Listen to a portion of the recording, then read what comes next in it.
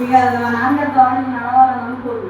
ఆవిడకే అనుకునే మరి చిన్నప్పుడు తమ్ముడికి పోలియో వస్తే మరి దేవుడు వెళ్తే కొద్దిగా దేవుడు నమ్ముకుంటే పోలియో తగ్గిద్ది అని చెప్పేసరికి పల్లెటూరు గ్రామంలో ఉండేవాళ్ళు కొట్టు పెట్టుకొని ఇంకా దాని ద్వారా మా తమ్ముడు బట్టి ఏసీని తెలుసుకుంది. ఆ పోలియో ఆపరేషన్ అవుతుంది సక్సెస్ అవుతాం తమ్ముడు ద్వారా దేవుడు అన్నప్రాసన వాడి పేరు కూడా చర్చిలోనే పెట్టింది.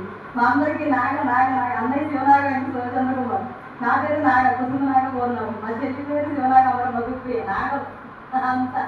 మరి మా తమ్ముడు మట్టికి ఇక మేము ఇద్దరు ఆడగలు అయ్యేసరికి ముగ్గురు కనుక ఆడగలు అయితే తట్టుకోలేదయ్యా, నువ్వు మగలు అనిస్తే నీ సరుకులు పేరు పెట్టి అన్నప్రాసన చేపిస్తాను అనుకుంటుంది మా తమ్ముడిని. ఇంకా అలాగే దేవుడు ఏం చేశారంటే అజయ్ బాబు అని పేరు పెట్టించారు అసలు. ఇంకా 30 ఏళ్ళ నుంచి ఏసై ఇంటే పరిచయం, కానీ ఏంటంటే తన పోరాటం మామూలు చేయలేదని చెప్తాం. మా డాడీతో మామూలుగా చేయలేదన్నమాట. కానీ దేవుడు ప్రణాళికలు దేవుని సంకల్పంలో ఉన్నవారే రక్షణలోకి వస్తారు, కానీ దేవుని సంకల్పంలో మనం ఎంత ప్రార్థన చేస్తాం రక్షణలోకి రావాలంట. మరి చాలా పోరాటం చేసింది, కానీ మరి ఆ గింత అనేది ఆయనకి హార్ట్ స్ట్రోక్ అనేది రావటం అన్నింటిలో కూడా చాలా బలమైన ప్రార్థన నేను ఉపవాసం ఉండాలనేది చేశాను. కానీ దేవుడి ప్రణాళిక ఎలా ఉందో చెప్పలేదు కదా. మరణ దినం ఆయన రాశారు. ఆయన ఒక్క చెప్తారు, ఆయన కట్టుకోవడం గాయపరచుకోవడం, మృతులను తీసుకోవడం నేను జీవించేవాడు నేను, సో అదేంటి వెలుగులు కలిగితేవాడు నేను అంధకారం కలిగితేవాడు నేను. ప్రతి కూడా ఆయన చేతుల్లో ఉంది కాబట్టి ఆయన చిత్తంలో ఆయన మరణం అక్కడికి ఉండాలని ఇదైంది. కానీ ఇది మట్టి వండరు. నా తమ్ముడి రక్షణలోకి రారా అంటే రారు. ఎందుకంటే ఇంకా ఫ్రెండ్స్ ఇవి యవనస్తులకి ఇవన్నీ కామన్ కదా. ఇంకా అసలు ఎంతవరకు రక్షణలోకి రారా అంటే రాదు. 3 ఏళ్ళ నుంచి కూడా మీ ఆచారాల ప్రకారం చేసుకున్నారా డాడీకి, అంతా మీ ఆచార ప్రకారం చేసుకున్నది ఉందమ్మా. అది కానీ నా కోరిక రాలంటే అనుకోకుండా అరేంజ్మెంట్స్ గుడిక మరి జరగాల్సిందే అని నేను గట్టిగా పోరాడితే మా తమ్ముడు తల్లేక నీ కోరిక వరకు పెట్టేస్తానులే అని ఇంకా పెట్టించాడు అనమాట. మరి మా విషయం ఆలోచిస్తే కనుక ఒక 12 years బ్యాక్ అక్క వాళ్ళు ఇలాగే అన్నయ్య కిరణ్ అన్నయ్య వచ్చి ఇలాగే ప్రేయర్ చేసి ప్రార్థన పెట్టారు. మనిషి కూడా దేవుడిచ్చిన బహుమానమే. ఇలాగే నుంచో దేవుని సాక్షిగా నిలబడాలి, నుంచో అడుగు కిరణ్ పాస్టర్ గారు శారద నర్సింగ్ హోమ్లో ట్రీట్మెంట్ అని అడ్వైజ్ చేస్తే వాళ్ళు శారద నర్సింగ్ హోమ్లో అన్నయ్యను వదిన ట్రీట్మెంట్ చేసి కిరణ్ పాస్టర్ గారి ఎంకరేజ్మెంట్ ద్వారా ఆ ట్రీట్మెంట్ ద్వారా దేవుడు ఆ బిడ్డను ఇక్కడికి తీసుకురావడం జరిగింది. నిస్సి అన్న పేరు కూడా జ్యోత్స్న వదిలే పెట్టింది. అంటే మా ఆచారాల ప్రకారం ఏంటంటే నాని అనే అక్షరాల మీద వచ్చింది. ఇంకా నిస్సి అని అంటే జయం, ధ్వజం, ఎదురులేనిది నిస్సి. నాకు అసలు అప్పుడు మేము తిరుపతిలోనే అన్నప్రసన్నలు అనుకున్నాం అన్నీ అనుకున్నాం. కానీ మా మమ్మీ ఏంటంటే ముందు ఏసైకి ఘనత రావాలి, ప్రతి దాని విషయంలోనూ మీరు ఇందులో చేయండి, తర్వాత మీరు అందులో చేయండి, ముందు ఏసై కావాలో ఏసైలోనే పెట్టించింది. అక్కడ ఆ దగ్గరికి తీసుకెళ్ళి పేరు పెట్టించింది నిస్సి అది. మరి అలాగా దేవుడికి సాక్షార్థం ఆ బిడ్డ కిరణ్ పాస్టర్ గారు మరి అడ్వైస్ చేయటం వల్ల పాప దేవుని దయ్యేనండి. ఆ ఏసయ్య దయ్యే. మరి ఈవిడ ఉపవాస ప్రార్థనలు చేసుకొని 5 ఏళ్ళు సంతానం లేదు మా అన్నయ్యకి. అడ్డాడు కూడా వెళ్ళలేదు, 7 వారాలు వెళ్ళలేదు. అయినా ఇంకా వాళ్ళకి స్వస్థత లేకపోయేసి వాళ్ళకి పిల్లలు కలపేసరికి ఒక అడ్వైస్ ఇచ్చింది. మరి ఇలా శారద నరసింహంలో ట్రీట్మెంట్ బాగుంటుంది అంటే ఆ ట్రీట్మెంట్ తీసుకున్నాక పాప ముందు అసలు ఆ పీరియడ్ ఆగిపోయింది, కన్ఫర్మ్ అయింది, పాజిటివ్ అని వచ్చింది.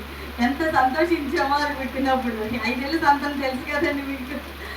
మరి దేవుడు ఇచ్చిన బహుమానం. అప్పటికి మేము రక్షణలోనికి రాలేదు.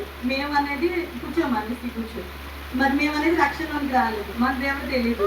మా అమ్మాయికి కొద్దిగా మల్టిపుల్ సర్జరీ, హెడ్ అటాక్ వల్ల, హెడ్ ఇంజ్యూరీ వల్ల కొద్దిగా తనకి ప్రాబ్లం వచ్చింది.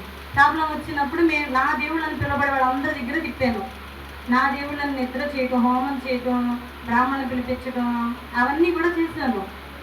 21 రోజు రోడ్డు పట్టుకొని తిరిగామండి. మా అమ్మాయిని ఇలా చేతుల్లో పట్టుకొని ఏదోడు బ్రతికిస్తే చాలు పాపని అనేసి.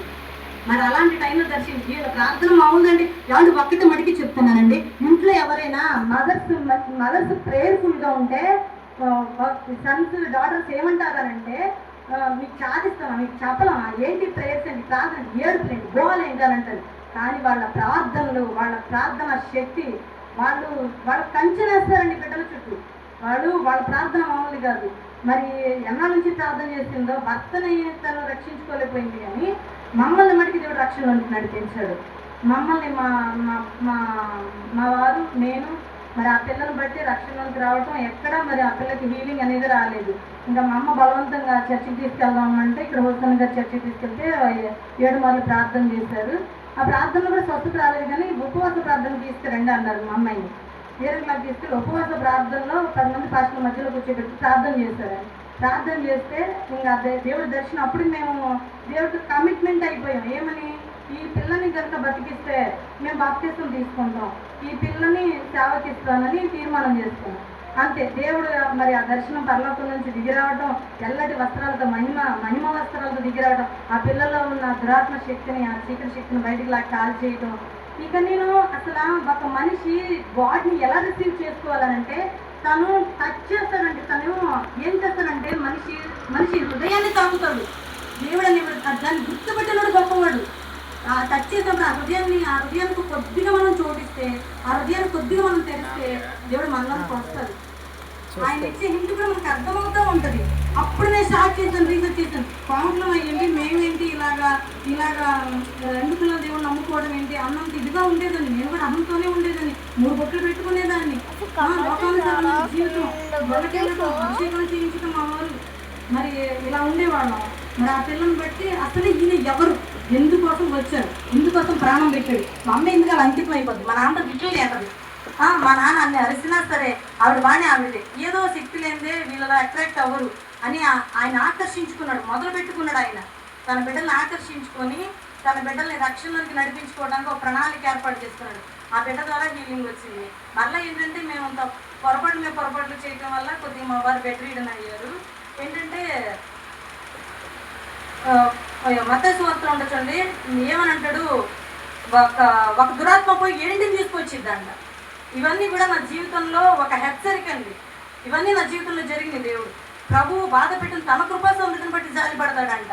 ఆయన జాలి పడుతూనే ఏ రోజుకి ఆ రోజు మమ్మల్ని పోషిస్తున్నాడండి. ఈయన పడిపోవటం, ఈయన ఇక వాళ్ళ స్టేజ్ నుంచి మంచిన స్టేజ్కి వచ్చేయటం, బాబుని లేపుకొని బెంగళూరు జాబ్ చేస్తున్నాడు బాబు.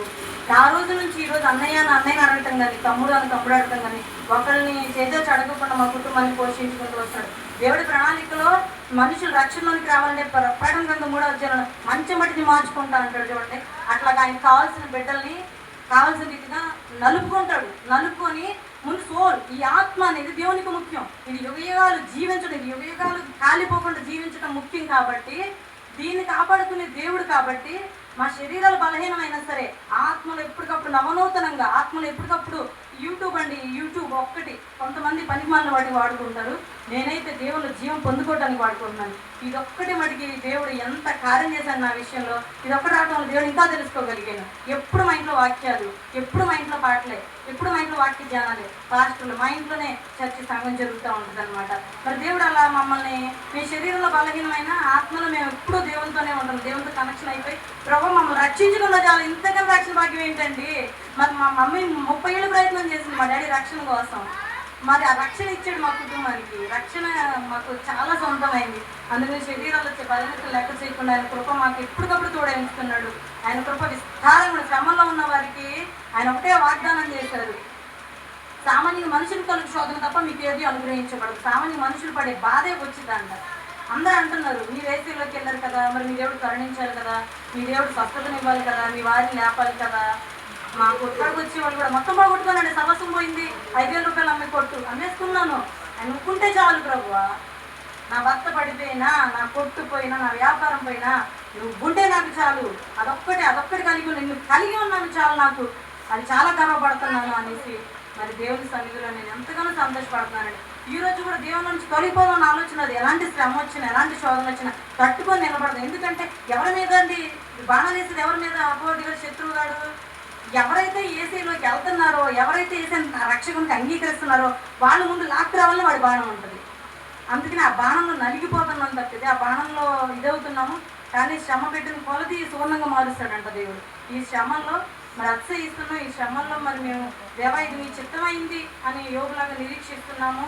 మరి యెహోవా ఇచ్చిన యెహోవా తీసుకున్న యోగు ఎలా పలికాడో అలాగే పలుకుంటూ దేవుని మీద విశ్వాసాన్ని విడిచిపెట్టట్లేదు, నిరీక్షణని విడిచిపెట్టట్లేదు, పట్టుదలను విడిచిపెట్టట్లేదు. ఏదో కూడా సాక్షిగా లేకపోయినా మేము ఎలా ఉన్నా సరే విశ్వాసాన్ని ఎంకరేజ్ చేయడానికి మేము ఎంతగానో పురిగొల్పబడతామయ్యా. ఈ శ్రమను బట్టి ఈ శ్రమను బట్టి మేము బాధపడతలేదు, మా ఇచ్చిన రక్షణ భాగ్యాన్ని బట్టి మేము స్థుతిస్తున్నాం అనేసి ఆ రక్షణ భాగ్యం కూడా పాపకి అభిషేకం ఇచ్చారు సేవకురాలిగా. పాపను కూడా పాస్టర్ గారికి ఇవ్వాలి. మరి దేవుడు అలాగా మమ్మల్ని ఎంతగానో మా ఆత్మీయ జీవితం 10 yearsలో రోగాలు అనుమతించి దేవుడిని తెలుసుకోవడానికి ప్రభు చూపించాడు. కొట్టుంటే కొట్టమ్ముకుంటూ కూర్చునేదాన్ని, యూట్యూబ్ చూసేదాన్ని కాదు, వాక్యాలు తెలుసుకునేదాన్ని కాదు. మరి అది పక్కన పెట్టి పిల్లడి ద్వారా జాబ్ ఇచ్చి దేవుని ఇంకా తెలుసుకోవడం, ఎరగడం, ఇంకా లోతైన సత్యం ఏంటి రీసెర్చ్ చేయటం, బైబిల్ ఇంకా క్షుణ్ణంగా పరిశీలించడం, గ్రంథాలు చదవడం, తెప్పించుకోవడం, అసలు ఈ బైబిల్ ఏంటి, ఏం చెప్తుంది అని రీసెర్చ్ చేయటం, ఇవన్నీ కూడా జరిగిందనమాట. దేవుడి కృపను బట్టి మరి డాడీని ఎంత రక్షించుకోవాలనుకున్నాను. కానీ ఆయన చనిపోతూ కూడా ఆయన ఏసయ్య అని అన్నారంట. అసలు వాళ్ళ దేవుని తలవలేదంట. ఏసయ్య. నేను అప్పుడు అన్నయ్యని అడిగాను, అన్నయ్య ఏసయ్యనే చనిపోయాడంట, సిలువలో దొంగ కూడా ఇలాగ వెళ్ళిపోయాడు. నాన్న కూడా మరి లాస్ట్ మరణ పడకల్లో కూడా ఏసయ్య అని వెళ్ళిపోయాడు కదా, ఇటు ఏమన్నా చేస్తాం ఆలోచిస్తారా అని అంటే, అమ్మ అత్తయ్య వాళ్ళు అందరూ ఉన్నారు, మనవాళ్ళు అందరూ ఉన్నారు కదా, అటువైతే చేద్దాం, నాన్న బాప్తిసం తీసుకోలేదు కదా అని అనేసరికి ఇంకా వాళ్ళ కార్యక్రమం అడ్డు చేసుకున్నారు. నేను ఇంకా అక్కడి నుంచి వచ్చేసాను. ఇంకా ఎందుకు మనకు వాళ్ళ విగ్రహారాధన చేసుకుంటాను, ఇంకెవరికి వచ్చేసాను. కానీ నేను ఒకటే, ఈ శరీరం శల్యం అయిపోయేది, ఆత్మ దేవుని దగ్గరికి వెళ్ళిందని నేను సంతోషపడుతున్నాను. ఆత్మ అయితే ఆయన తలుచుకుంటూ వెళ్ళాడు కాబట్టి ఆయన ఆత్మ అయితే దేవుని దగ్గరికి వెళ్ళింది. ప్లస్ ఇంకొకటి, దేవుడు రోమా 8:28 దేవుడు చెప్తాడు చూడండి, దేవుని ప్రేమించు వారికి ఆయన సంకల్పం చొప్పున పిలవబడిన వారికి మేలు కలుగుడికి సమస్తము సమకూడి. అప్పుడు నేను దేవుడిని అడిగా, మా డాడీ ఇంత ప్రాణంగా చూసుకుంటారు నన్ను, మా ఆయన మంచులో పడిపోతే సగం మా డాడీ మీద నేను మనసు పెట్టుకొని బ్రతుకుతున్నాను, మా నాన్న ఉన్నాడు కదా, నేను నాన్న నన్ను వదులుకోడు కదా, నన్ను విడిచిపెట్టారు కదా అన్న ఒక ఇదిలో ఉండి ఒక డిప్రెషన్లోకి వెళ్ళిపోయాను. ఆయన చనిపోయిన షాక్ మామూలుగా లేదు నాకు. అలాంటిది మా డాడీని ఎందుకు తీసుకెళ్ళిపోయావు నువ్వు, ఆయన అవసరమైందా, ఆయన ఎందుకు అంత నాకు అండగుండే మనిషి, నేను ఇంత ప్రార్థన చేస్తున్నాను, ఇంత బాప్తిజం చేస్తున్నాను, ఇంత భయంకర శ్రమ ఏంటి, నాకు ఎందుకు రప్పించావు అని దేవుడిని అడిగితే దేవుడు ఒకటే చెప్పాడు, కొన్ని కార్యాలు నీకు అందరూ చెప్పుకోమ్మా, కానీ ఆయన వెళ్ళిపోవడం రక్షణలోకి వచ్చిందని. ఒక 1 year ఏమో ఆలస్యం చేసింది, అమ్మో అనేసి భయపడిపోయి బాప్తిజం తీసేసుకుంది. మరి దేవుడు ఆవిడ రక్షణకి ద్వారాలు తెరిచాడు అనుకున్నా నేను. ఆవిడ రక్షణకి ద్వారాలు తెరిచాడు, ఆయన ఉంటే ఆర్డర్స్ ఉంటాయి. మరి దేవుడు ఆవిడకి రక్షణ భాగ్యం ఇచ్చాడు. అలా మా కుటుంబంలో మరి మా మమ్మీ ఎంతో పునాది వేశారు దేవుళ్ళలోకి నడవటానికి. అలాగే మా తమ్ముడు ముందు మా తమ్ముడు అండి డాక్టర్ వదిలిపెట్టి రావాలి, వాడు 4 అక్షంతలు పడాలని ఎంతో ప్రార్థన చేస్తాను, తెలుసుకోవాలయ్యా, రావాలయ్యా వాడు అని. ఇప్పుడు ఇది పెట్టండి నేను షాక్ అయిపోతున్నాను. ఎందుకంటే అసలు వాడికి ప్రార్థన అన్నా అంటే దేవుడు అంటే ఇష్టం కానీ నీ జాదిస్తాం అంటాడు. అలాంటిది మరి ఈ జ్ఞాపకార్థ గుడికి ఏర్పాటు చేయటం అంతా దేవుని కృప. మరి అన్నయ్యలు కూడా వచ్చారు, సంతోషం నాకు. అన్నయ్య వదిన పిల్లలు అందరూ వచ్చారు. మరి దేవుడు చిన్న సాక్ష్యం దేవుడు దీవించింది కాక.